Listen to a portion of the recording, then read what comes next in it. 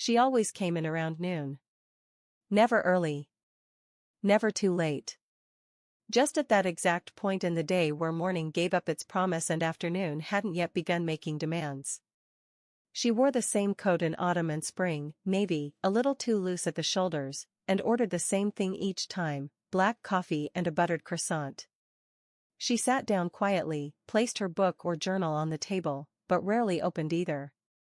Her hands rested calmly near the cup, and her eyes, more often than not, stayed near the door.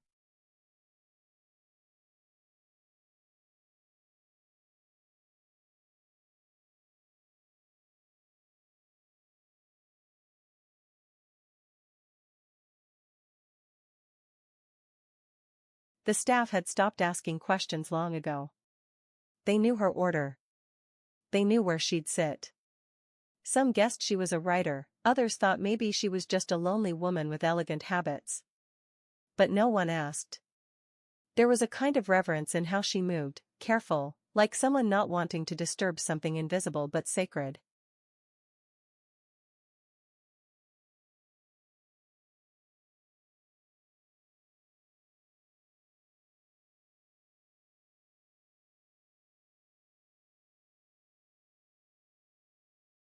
She hadn't always been this way. Years ago, she had laughed too loudly in restaurants, worn bright scarves, talked with her hands. She had been the one who asked questions, who reached for second servings, who stayed late after everyone else had left, just to finish a story. But that version of her was tied to someone. And he was gone now.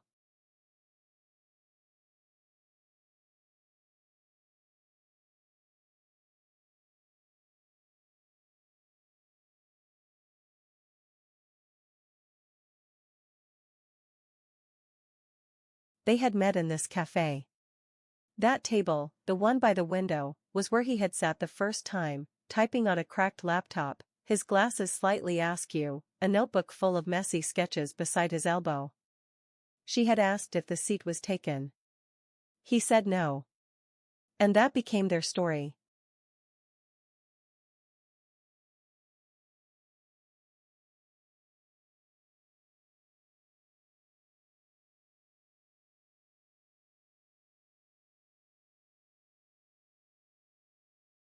Every Sunday, for 2 years, they met there. Even when life became messy, even when weeks felt rushed or work got in the way, Sundays were sacred. They sat by the window and watched the street breathe, the same people passing in slightly different clothes, the seasons changing color in the trees just beyond the glass, the rain painting the world soft when words felt too hard.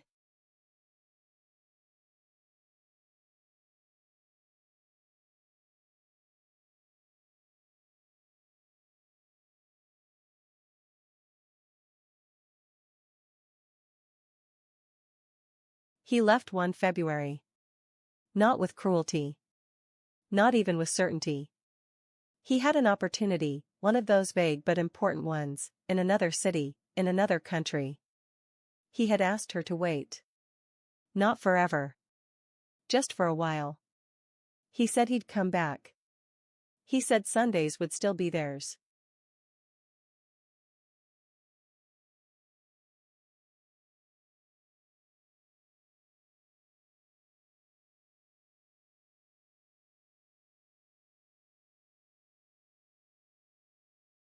But weeks turned into months. Messages turned into silence.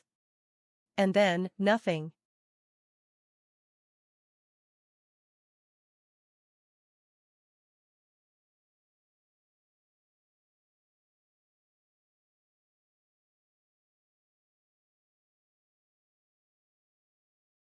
She never asked why. Never demanded explanations. Some people leave not because they stop loving you, but because they don't know how to carry their own heart, let alone someone else's. She didn't blame him. Not really. But she never stopped coming.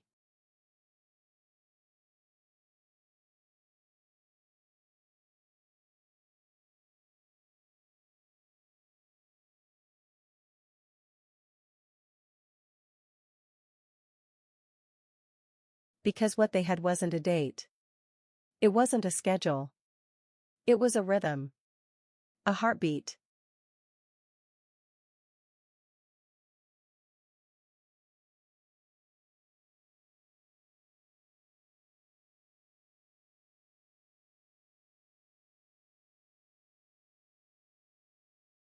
And every Sunday, she returned to the place where that rhythm once lived.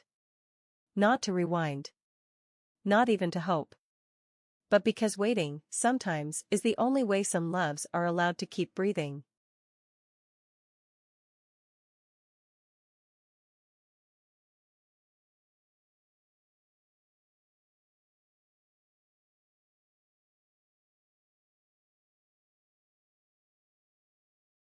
And so, on the 7th Sunday of November, she sat again, coffee warm, croissant untouched, eyes calmly fixed on the door.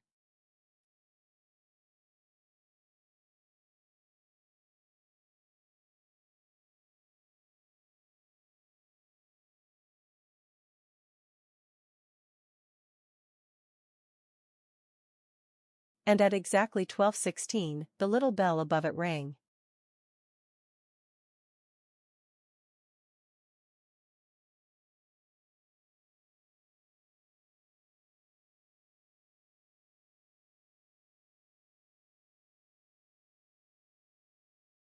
When the bell above the door chimed, she didn't lift her eyes right away.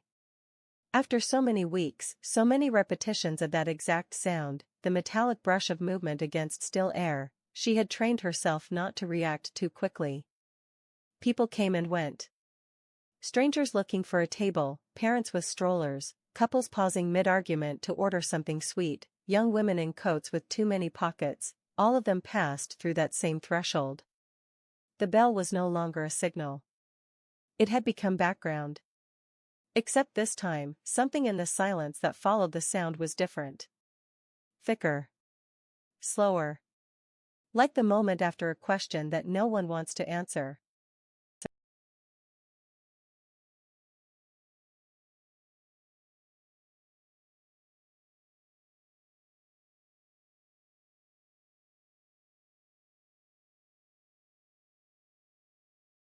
She looked up.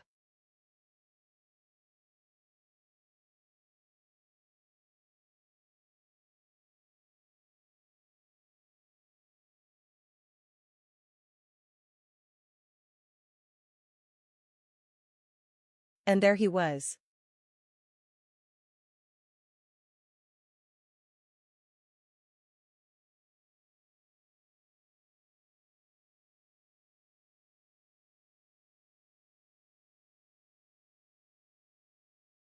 Not exactly as she remembered, time had done its quiet work, softening some parts, deepening others. His hair was shorter, and he wore a beard now, trimmed neatly. The jacket was unfamiliar, and so were the lines beneath his eyes. But the way he stood, uncertain, scanning the room not for a seat, but for something already known, that part was the same. She knew, immediately, that it was him.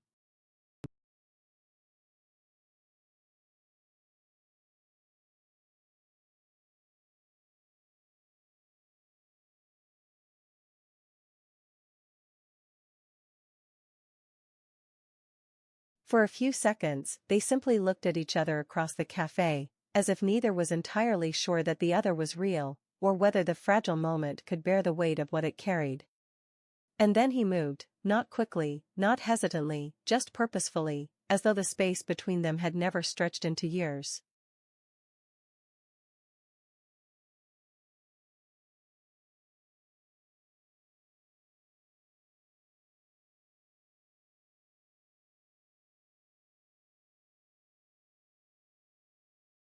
He stopped at the edge of her table.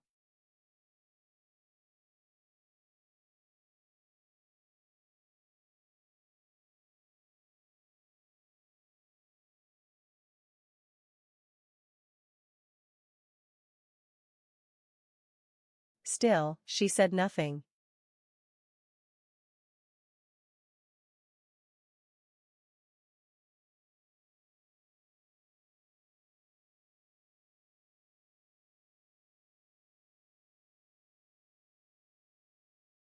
There was nothing left to say that hadn't already been said in silence.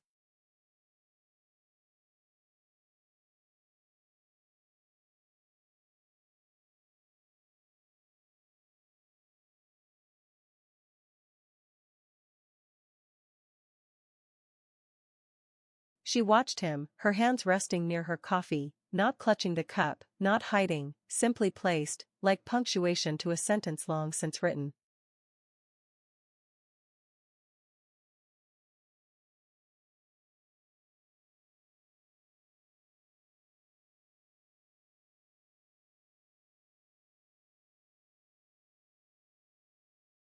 He looked down at the empty seat across from her, his old seat, their seat, and then looked back at her, as if waiting for something neither of them had the authority to grant.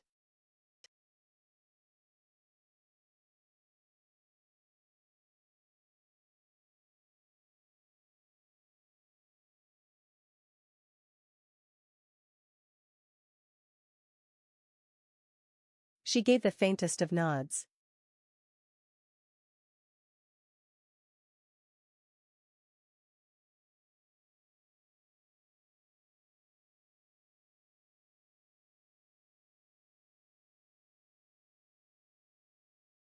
And he sat.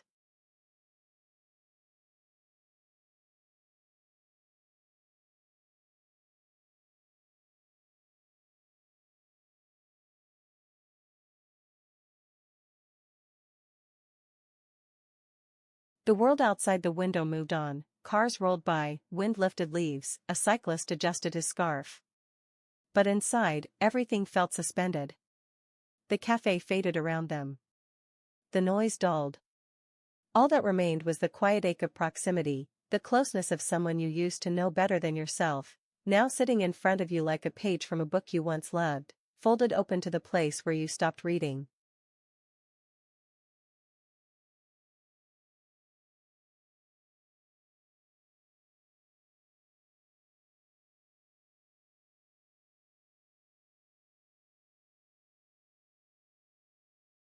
He didn't explain. Didn't apologize. Didn't reach across the table or offer some clumsy summary of the missing years.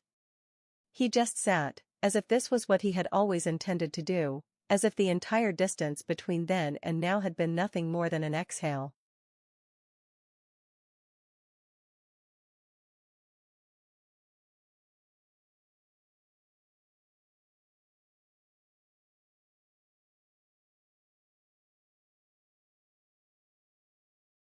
She watched his hands.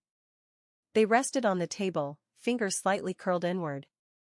The hands of someone who had carried more than he was ready for. She remembered how those same hands had once trembled as he tied a string around her wrist, promising that it meant something. She still had the string, folded into a drawer, yellowed now, delicate as dust.